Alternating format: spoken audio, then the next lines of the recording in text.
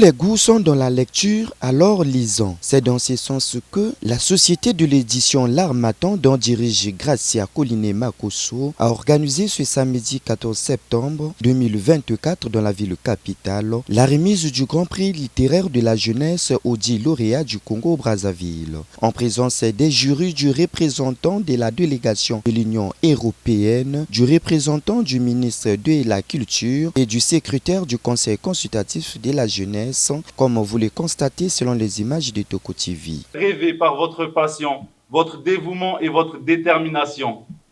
Je vous adresse à tous mes félicitations. En effet, il s'agit d'un concours de meilleur recueil de nouvelles, un concours littéraire qui vise à promouvoir et à valoriser la nouvelle génération des jeunes Congolais talentueux. Après plusieurs mois d'attente et d'espoir, le suspense arrive à son terme aujourd'hui. Les meilleures productions littéraires seront récompensées et seront source d'inspiration pour beaucoup d'autres. La littérature rend accessible la connaissance dans tous les domaines. C'est donc une porte ouverte vers un monde d'opportunités infinies. J'en veux pour preuve ma propre expérience.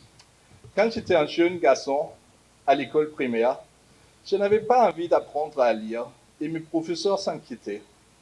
Toutefois, quand j'ai découvert les œuvres de Conan Doyle sur le détective Sherlock Holmes, j'ai tellement aimé ces histoires que j'ai vite appris à lire. Et cela m'a ouvert l'univers magnifique de la littérature.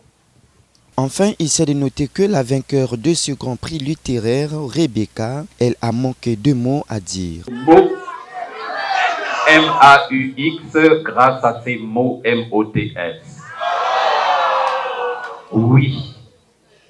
Le jury a été stupéfié par le contenu qui est d'actualité, abordé par une âme si jeune et généreuse. De passer par l'émotion, la joie, la société Harmattan est à sa 4e édition une initiative qui permet à la jeunesse congolaise d'être accro à la littérature. Trésor Yanda et Toko TV.